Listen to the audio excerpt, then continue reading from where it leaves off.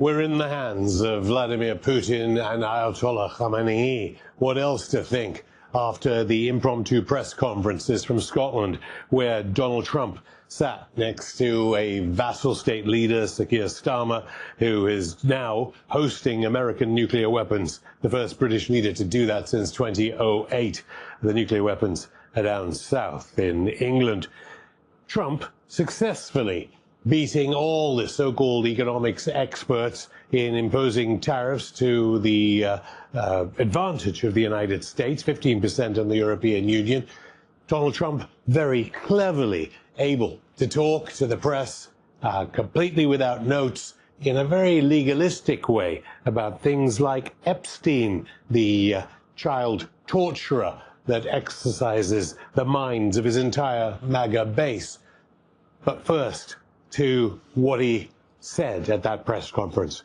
He said and threatened Iran yet again with more aerial bombardment after 1,000 were killed or wounded, more than 1,000 in the last strikes on Iran, just hours after the suspected Mossad spy, the head of the IAEA, Rafael Grossi, said Iran is not cooperating with the nuclear agreements.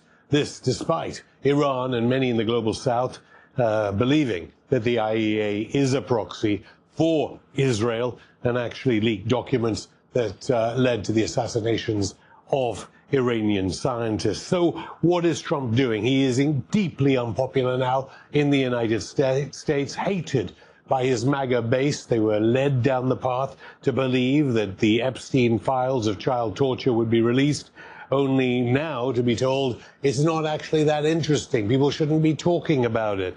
Simultaneously, Trump sends his own personal lawyer, now Deputy Attorney General Todd Blanche, to meet secretly with Ghislaine Maxwell, convicted of child torture, on some kind of perhaps plea deal. Trump leaving it open to a pardon, suspected now a pardon in exchange for information just about Democrats like Bill Clinton, alleged to have been involved in child sex abuse.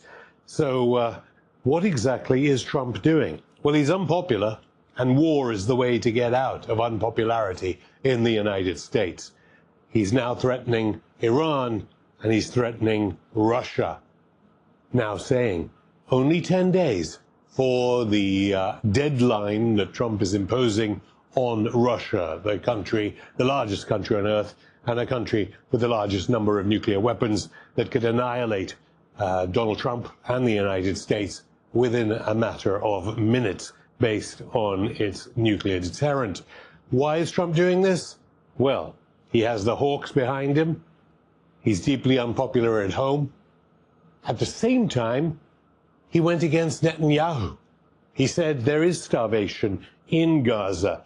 The UAE, big BRICS partner along with Iran, proudly talking about airdrops of aid in the face of Trump's catastrophic decision to go along with Netanyahu and his Gaza Humanitarian Foundation execution camps now only being alleviated by things like the UAE plane delivering aid, and alleviated by diplomatic offensives like the Saudi Arabian government, which calls it out as genocide that the European Union, Britain, and the United States are supporting. Notice how Sir Keir Starmer was very quick to say Britain was involved in getting the hostages out. These are the Israeli army hostages, not the Palestinian tens of thousands of hostages, among them children, because MI6 is involved with Mossad.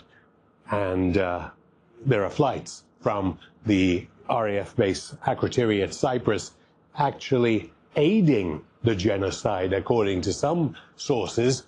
Of course, it's all denied in Britain, where there is no free speech, despite what Sir Keir Starmer said when asked about free speech, because Trump and certainly J.D. Vance, his vice president, has been vocal about the banning of free speech in Britain. Of course, in Britain, if you support non-violent protest groups, you can be considered the same as Osama bin Laden, let alone the fact that Fox News doesn't even have a license to broadcast in Britain, and no RT, no Press TV, and actually Britain carefully tells social media companies not to put pictures of the genocide just in the geographical region of Britain.